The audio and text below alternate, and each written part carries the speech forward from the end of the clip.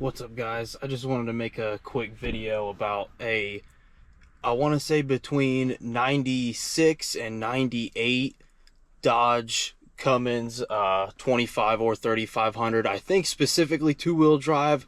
I am not a master mechanic. I am just somebody that's a do-it-yourselfer, and I just want to at least try to help somebody save a few bucks or some time, because I can say I spent 3 months and almost $1,000 trying to chase this problem. So I just want to give somebody out there at least maybe some kind of a pointer.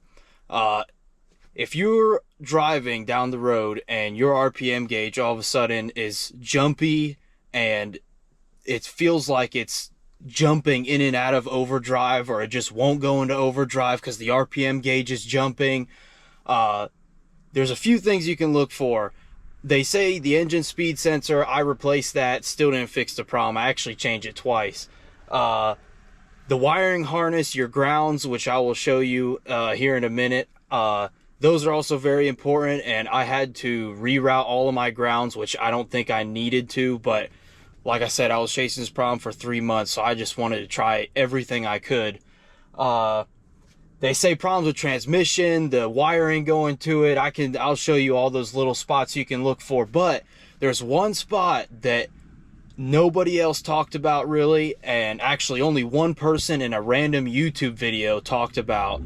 It is the two solenoids that control the heater grid, and I'm not a master mechanic again, like I said. But the two solenoids controlling the heater grid, there are two grounds that go to them. They can get loose from, I guess, vibration. Anybody ever seen the 12-valve Cummins? That thing will vibrate itself apart. But those grounds become loose, and over time, I think, cause some kind of weird grounding problem. I'm sure if you guys mess with the 12-valve, you know the grounds are huge. You change the ground, or your battery's not weird, the terminals corrode. Anything can cause weird grounding problems and will cause all kinds of sensor problems. But nobody in any video really talked about this specific ground, and it helped me, and it was my problem the whole time for 3 months, and I was chasing my tail and spending hundreds of dollars on one problem that I literally just unplugged, and I'll show it to you right now. Try to give you guys a little visual representation of what I'm talking about.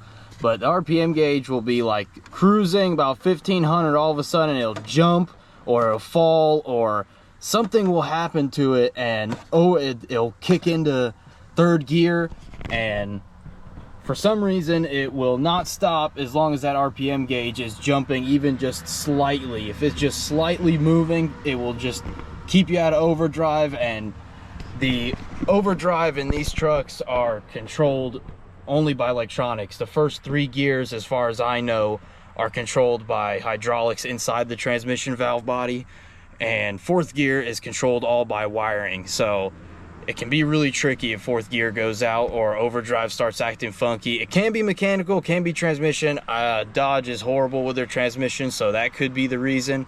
But I will show you a couple things to look at first before you go crazy about spending money.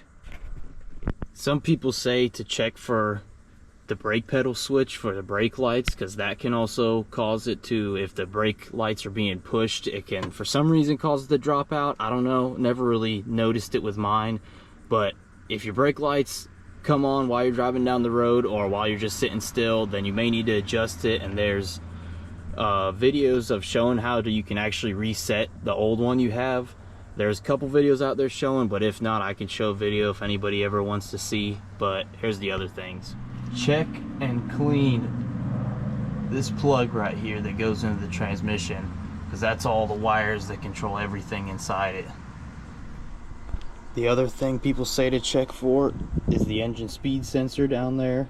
There's a lot of things online showing you what the gap is supposed to be, but that's another thing to check for. Battery terminals, mine are already getting kind of bad, but check, make sure the ground is good, especially make sure all your grounds, like that one, sorry, lighting is weird, but that one there, make sure the computer wires are cleaned out and there's no corrosion in them.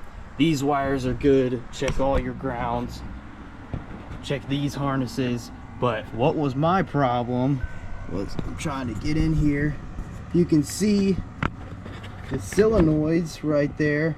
My ground is disconnected right now. One right, sorry, kind of hard to see, but this one, here's what I found. Sorry, Siri's talking to me, but this one right here, I disconnected it from right over there. These two solenoids have little wires, the activation wires that go to them. For some reason, they get loose, and when they get loose, they cause weird ground problems, start shaking on it, and for some reason on mine specifically caused the RPM gauge to jump around, or at least the truck to think that the RPM was jumping around, or the engine speed sensor was messing up and was throwing it at an overdrive. So if you're having that problem, a quick easy tester would be to just take those ground wires off the solenoid for the heater grid and drive it down the road and try it. And like I said, I have a 1997. I don't know if this works for all of them. Like I said, I just did the research on my own and seen other research as I was going.